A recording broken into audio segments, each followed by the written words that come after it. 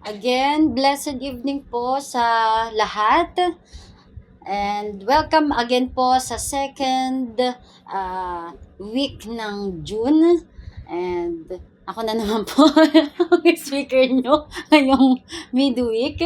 And pagpapatuloy po natin yung series this June. And our theme po is Matters of Faith. And short recap lang po tayo sa mga nakaraang napag-usapan po natin. Nakaraan po na napag-usapan natin kung ano ba ang faith in biblical definition. Sabi po doon is in Hebrews 11 verse 1. Now, faith is being sure of what we hope for and certain of what we do not see. At kung bakit it is necessary sa atin po bilang mga Kristiyano ang pagkakaroon ng faith sa ating Diyos na pinupuri at sinasamba. Because it pleases God, it is impossible to come near to our Father without faith and to recognize God that He is a rewarder. Siya po ang nagbibigay ng katugunan according sa kanyang plano sa atin. Hebrews 11 verse 6, and without faith, it is impossible to please God because anyone who comes to Him must believe that He exists and that He rewards those who earnestly seek Him. Ayun po yung nakaraan. So ngayon naman po, we will talk about this evening on how our faith overcome fears when tested in struggles and uncertainty. So yung title po natin is From Fear to Faith. Tignan po natin ngayong gabi ang kapangyarihan po ng faith na meron tayo to overcome the fear na nararamdaman natin sa buhay po. Mahalaga po ang pagkakaroon ng faith sa atin bilang Christian at kailangan na maunawaan natin yung faith po na meron tayo ay hindi po nanggagaling sa kung sino man or anuman pong bagay. And the source of our faith, and it is the work of God the Father, God the Son, and God the Holy Spirit. Tignan po natin para mas clear po sa atin. God the Father, may kung paano yung faith binigay. In Romans 12:3, as God messenger, ito po yung sinabi po, I give each of you this warning, be honest in your estimate of yourself, measuring your value by how much faith God has given you. Sinasabi po dito na ang Diyos yung nagbibigay sa atin ng faith. Pinapaalala po nito sa atin na ang pananampalataya po ay galing mismo kay God or nagmula sa Diyos. Bawat isa ay binigyan tayo ng faith. God the Son po, Hebrews 12 verse 2. Sabi po dito, looking unto Jesus, the author and the finisher of our faith. He is the author of our faith. Ibig pong sabihin, He is the one who began it and He is the finisher. He will complete and perfect it. And yung work naman ng God the Spirit po sa ating faith, Galatians 5:22, but the fruit of the Spirit is love, joy, peace, patience, kindness, goodness, and faithfulness. Ito po ay teaches us that the Holy Spirit is at work in a believer's life, sa buhay po natin. Ito po ay isang evidence that the Spirit is guiding and shaping us na mga believer inside and out. So, ang faith po is the work of a triune God. God the Father, God the Son, and God the Holy Spirit. Kaya po nagkaroon tayo ng faith bilang Kristiyano because God is working on us. It is a gift of God. God give it to us. But may part din po tayo. May part din tayo bilang mga Kristiyano. Siyempre, unang-una, kailangan natin i-accept at i-exercise po yung faith na ito. So, paano daw po? Ito naman yung part po natin, no? Sa paano, Acts 4, verse 4, sabi po dito, the people heard the word of God and believed and had faith. Sabi din po sa Romans 10:17, so then, faith comes by hearing and hearing by the word of God. So, paano daw po? Ibig sabihin, by hearing the word of God sa mga napapakinggan daw po na salita ng Diyos. Kapag tayo po ay nagbabasa ng mga Bible, mga stories sa Bible, mga buhay ng mga man of God, at nakikita po natin kung paano sila naglingkod, sumunod sa Diyos, binigay yung poong pagtitiwala nila, buong puso nila sa ating Diyos at nakita yung katapatan, kabutihan, kapangyarihan ng Panginoon na kumilos sa kanilang buhay. It motivate us, nagkakaroon ng impact din sa ating faith. Our faith grows greater and greater, grows stronger and stronger, na ma-motivate tayo at na-encourage po tayo. Alam niyo po, there was a moment sa buhay ko po na halos, alam ko dumating na rin naman po sa buhay natin ito, ng bawat isang Kristiyano, na naisip ko na mag-stop na lang, titigil na lang po na magtiwala kay Lord. Ayoko na mag-move forward, ayoko na magpagamit sa Diyos kasi takot ako na mag-fail, takot ako na husgahan ako, fear na husgahan ako, fear ko na hindi maniwala yung tao at madami pang iba dahil sa may bagay na nakatisod or natisod dahil sa akin. But I remind myself, holding the Bible, nasan yung mga natutunan mo, narinig mo, nabasa mo na salita ng Diyos? Wala lang ba yun? And ito po ay bumabalik po sa akin. Natutunan ko na ang pagkakaroon po ng faith does not mean having no fear. It means trusting the Lord even while I am afraid. Hindi po ibig sabihin kasi na walang fear, pero ang ibig sabihin po nito, mas pinipili kong magtiwala sa Diyos. Natatakot ako, mas lalo kang manampalataya at mas lalo po tayong manampalataya sa Diyos. Kaya po sabi ng psalmist dito, when I am afraid, I put my trust in you. Lord, natatakot ako, pero nagtitiwala pa rin ako. We have God's assurance at paulit-ulit po na sinasabi ng Diyos sa atin, do not be afraid. Bakit? Bakit daw po? Dahil kasama natin siya. Dahil kasama natin ang Diyos. Jesus is with you. Sabihan po nga natin or i-type, Jesus is with you. In fact, God is here, God is there, God is at the bottom. Ibig sabihin po na kahit sa pinaka-lowest trial po ng buhay natin or yung mga challenges na pinagdadaanan natin at akala natin too great for us to overcome, nandun pa rin si Lord. Kaya isa po ito sa natutunan ko na bakit ako hihinto sa pananampalatayang meron ako? Dahil ba takot akong husgahan ng mga taong makakasama ko?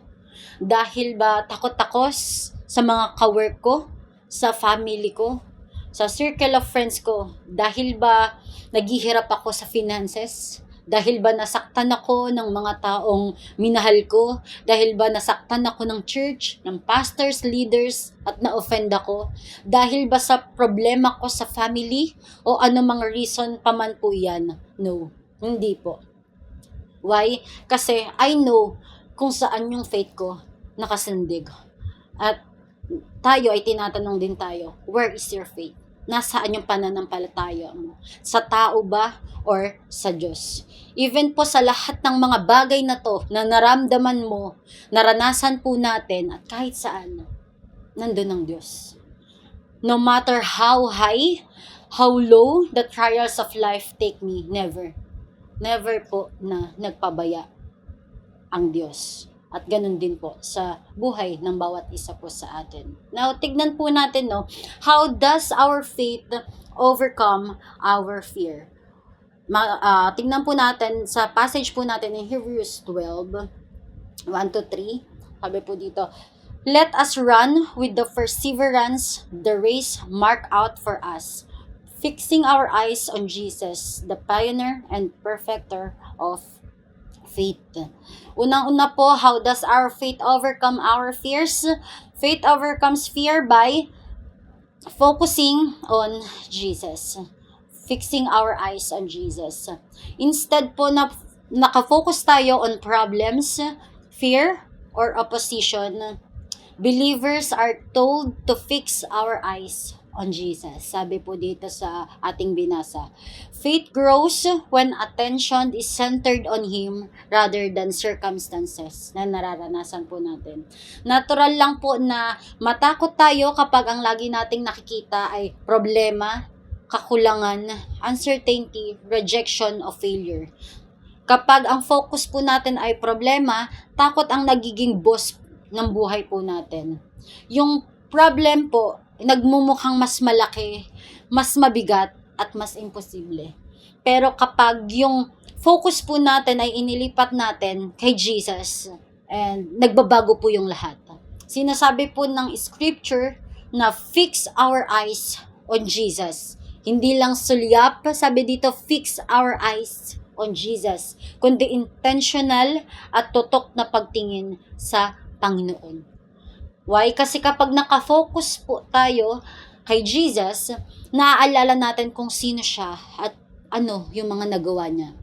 Siya ang pioneer at siya rin po ang perfecter. Si Jesus po ang pioneer. Siya ang nauna.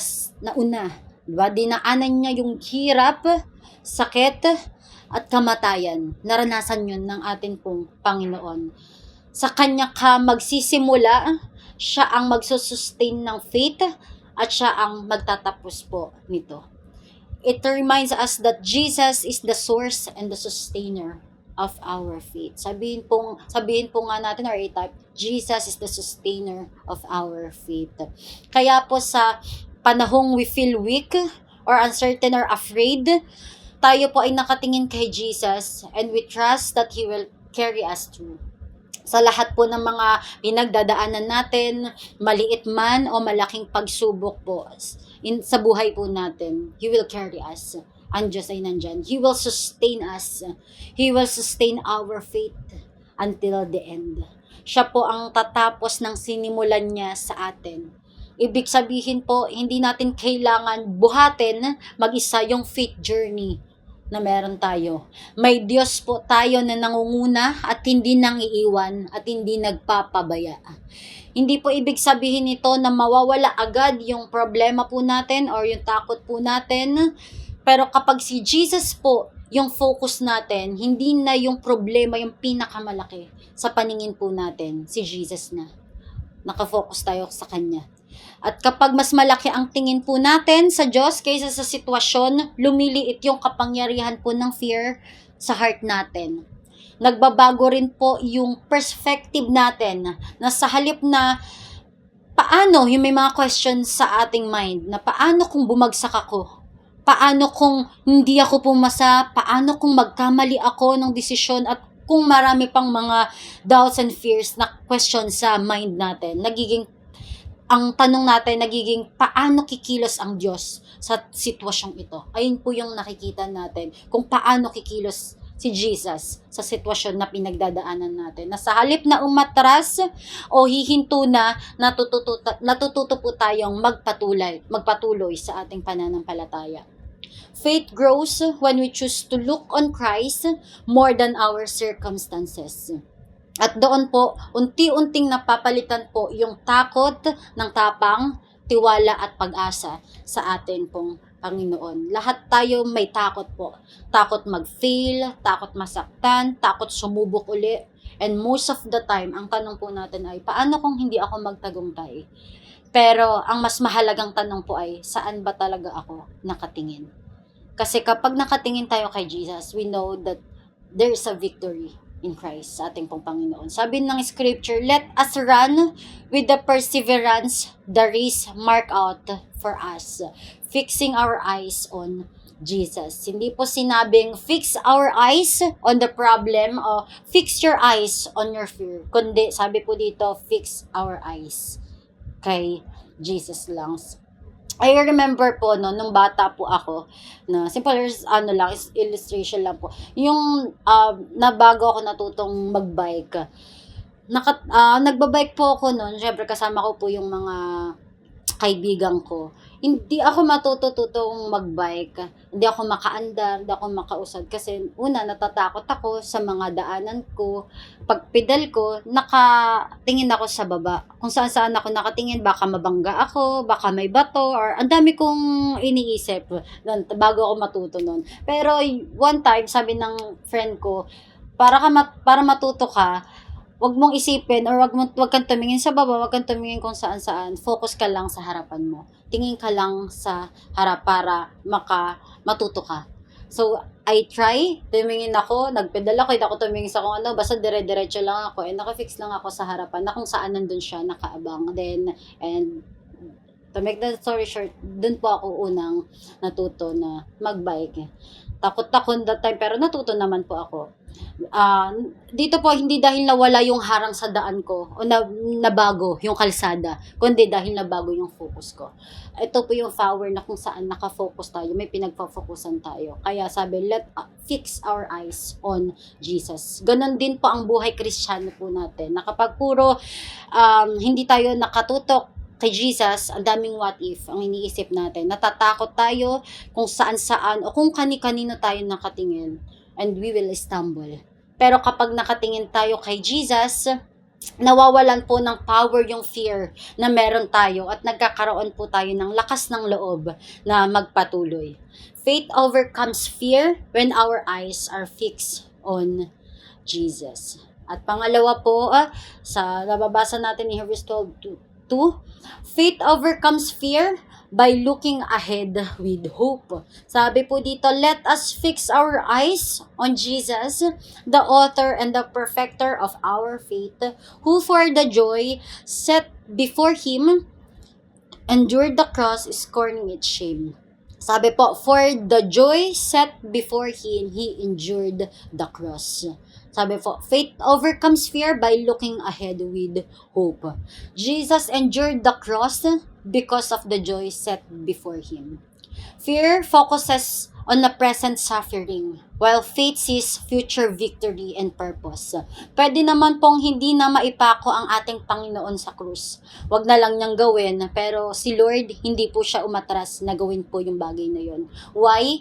Kasi gusto po ni Jesus, yung ating Panginoon, at masaya po si Lord na makita na ako at ikaw ay lalaya sa kasalanang meron tayo at tatanggap po ng kaligtasan at pag-asa na muli tayo ay makapanumbalik sa Ama. This is the joy that set before him po. Jesus faced suffering and the rejection but remained faithful. His endurance teaches believers to stay strong even in fearful and painful situation and seasons ng buhay po natin. Ganito rin po ang ginagawa ng faith. Having fear, nakafocus sa ngayon, sa sakit, sa problema, rejection, at sa hirap. But having faith, nakafocus po sa darating. May hope sa pangako ng Diyos, sa victory, at sa magandang plano niya sa ating buhay. Kaya kapag dumadaan po tayo sa painful season, sa mga hindi natin inaasahan pong mga pangyayari na nakakapagpalubog ng ating pananampalataya po sa Lord, may mga kabiguan o pagsubok, tinuturuan po tayo ng ating Panginoon Jesus na magtiwala pa rin. Hindi man po natin agad na makita yung resulta, we have assurance that He who promised to us is a faithful God. Faithful siya. Kapag pinili po nating magtiwala sa Diyos, kahit may takot, nagkakaroon tayo ng lakas na mag-endure. Kasi po alam natin na hindi dito nagtatapos yung kwento. Si Jesus, ang atin pong Panginoon, alam niya na ang cross ay hindi po ang ending. May resurrection pagkatapos ng crucifixion. May glory pagkatapos ng suffering at may tagumpay pagkatapos po ng sacrifice sa cross. Ganyan din po yung faith sa buhay po natin. Hindi sinasabi ng faith na okay lang masaktan. Ang sinasabi po ng faith, masakit ngayon pero may ginagawa ang Diyos. Kumikilos ang Diyos. Kapag dumadaan po tayo sa rejection, unanswered prayers, waiting season, failures at disappointments, madaling pangunahan po ng takot yung isip natin. Takot na baka hindi magbago, baka walang mangyari, baka hanggang dito na lang. Pero ang faith po ay kumakapit sa promise ng Lord, sa pangako ng Diyos. Mas nagtitiwala sa Lord, hindi sa nararamdaman po natin. Because we have a hope. Meron po tayong tinitignan na alam natin that hope is in Christ. Ayun po, pangalawa. So, ang pangatlo po, pangalawa, faith overcomes fear by looking ahead with hope. May tinitignan tayong pag-asa sa Panginoon. And ang pangatlo po is faith overcomes fear through the testimony of believers. In Hebrews 12 verse 1, therefore, since we are surrounded by such a great cloud of witnesses, let us throw off everything that hinders and the sin that so easily entangles, and let us run with perseverance the race marked out for us. Sabi po dito, the great cloud of witnesses. Remind us na tayong mga believers, may mga nauna na po sa atin na nakaranas ng mga matitinding pagsubok, hirap, takot, ngunit nanatili po silang tapat sa ating Diyos. Yung mga testimonies po nila ay nakakatulong po sa atin ng mga Kristiyano para mapagtagumpayan po yung takot, pag-aalinlangan dahil sa mga nagawa nila para sa Diyos. Meron silang parang model na gawa nila. Diba? Their testimony helps overcome fear and doubts. They fought the good fight, they have finished the race, and they kept the faith. Kaya sabi po sa verse, let us throw off everything that hinders and the sin that so easily entangles, and let us run with perseverance the race marked out for us. Gaya po ng mga nauna. Yung mga stories po nila remind us that God is a trustworthy God. Hindi tayo nag-iisa sa journey ng faith po natin. Kung kinaya nila sa tulong ng Diyos, kaya rin po natin sa tulong din ng Diyos. Hindi perpekto po yung mga taong ito na binanggit sa Hebrews. Natakot din sila, nag-alinlangan din po at minsan nadapa. Pero sa kabila po nito, pinili nilang magtiwala sa Diyos kaysa makinig sa takot sa kanila, sa kanilang sarili. Kapag narinig natin kung paano kumilos ang Diyos sa buhay ng iba, kung paano siya nag-provide, nag-heal, nagligtas, at nagbigay po ng lakas, it gives us faith in the Lord also. In Hebrews, di ba, mababasa po natin, kung babasahin po natin in Hebrews 11, dito po natin makikita yung mga man of God na talagang binanggit yung faith nila. No? Si Noah, sabi po niya, by his faith, he condemned the world and become heir of the righteousness that comes by faith. Si Abraham, by faith, even though he was past age and Sarah herself was barren, was enabled to become a father because he considered him faithful who had made the promise. Si Isaac, by faith, Isaac blessed Jacob and Esau in regards to their future. Si Jacob po, by faith, Jacob, when he was dying, blessed each of Joseph's sons and worship as he leaned on the top of his staff. Si Moses, by faith, when he had grown up, refused to be known as the son of Pharaoh's daughter. By faith, he left Egypt, not fearing the king's angers. At marami pa kung babasahin po natin ang book sa Hebrews 11. Ang testimonies po ay parang living proof na ang Diyos ay hindi lang Diyos noon, kundi siya rin po ay Diyos pa rin hanggang ngayon. Kung naging tapat po siya noon, magiging tapat din siya sa atin hanggang ngayon. Kaya huwag po nating ihiwalay yung sarili natin sa community of faith na meron tayo, sa church kung saan kanilagay ng Lord, sa mga kapatiran natin sa pananampalataya dahil makakatulong din po sila sa atin to overcome any fear man yan, kung ano man ang struggle natin sa ating journey sa pananampalataya, di ba? Kapag natatakot ka, balikan mo yung mga kwento ng faith na ito. Doon mo makikita na faith really overcomes fear at sa tulong din ng mga kapwa na meron tayo, na meron ng pananampalataya din sa Lord. Faith grows and fears God when we remember God has been faithful before and He will be faithful again sa buhay po natin. So, dito na po ako nagtatapos. So, gusto ko lang po, may share lang po ako dito. Napanood ko po siya, isang documentary po, no? Story po ni Corrie ten Boom. Isa siyang Holocaust survivor. Mapapanood siya sa Netflix. Hindi ko lang po sure kung mapanood nyo na po ito. Si Corrie ten Boom ay isa po siyang Dutch national na later po ay naging Christian writer. Buong family po ni Corrie ten, ang Boom family ay isa po yung Reformed Christian. Yung faith po nila ay naka-inspired ng marami sa buong society doon sa lugar nila. Nag-o-offer sila ng shelter, food sa mga nangangailangan. Mostly, ang tenants nila po ay mga Jews. And syempre, sinishare nila yung faith nila kay Jesus. At during World War II po, isa siya sa mga naging prisoner sa concentration camp. So, pag nandun ka sa concentration camp, ang mga tao po doon, ang mga Hudyo po ay pinag-eeksperimentohan ng mga German people, ng mga Nazi.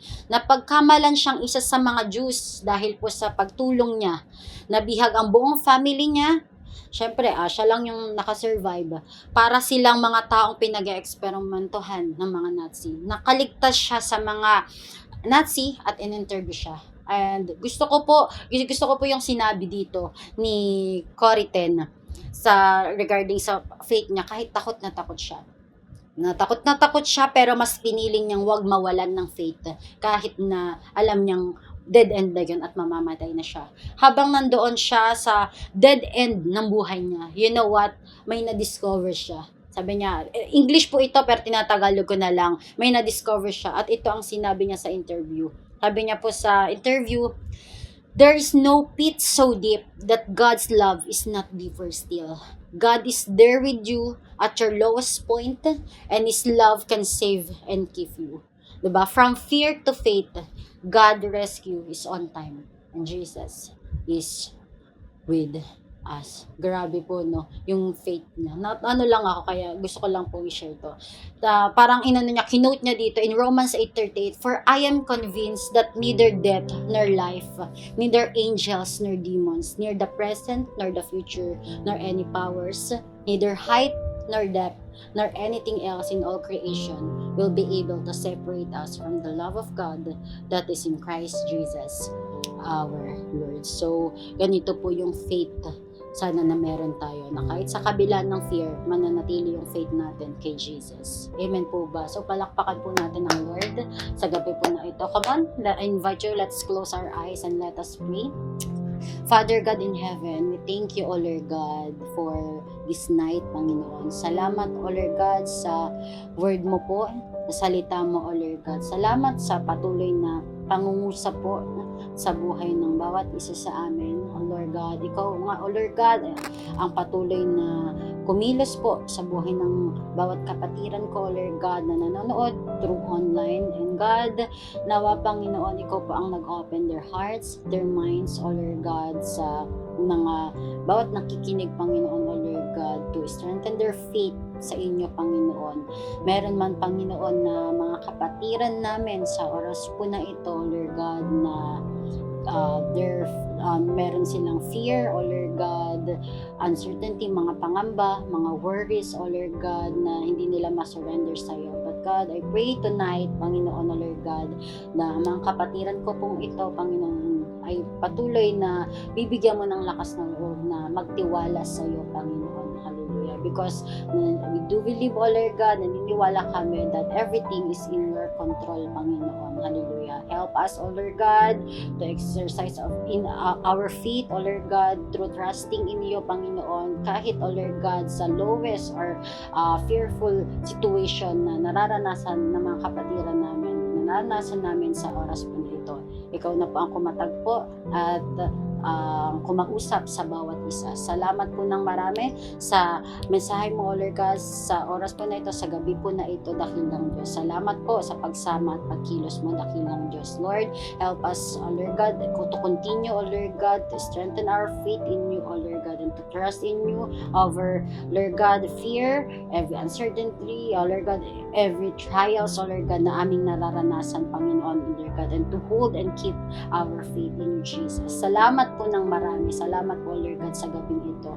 Hallelujah. All the glory and praises belongs to you. In Jesus' name we pray. Amen. So, good night po, everyone. Salamat po. See you po next midweek.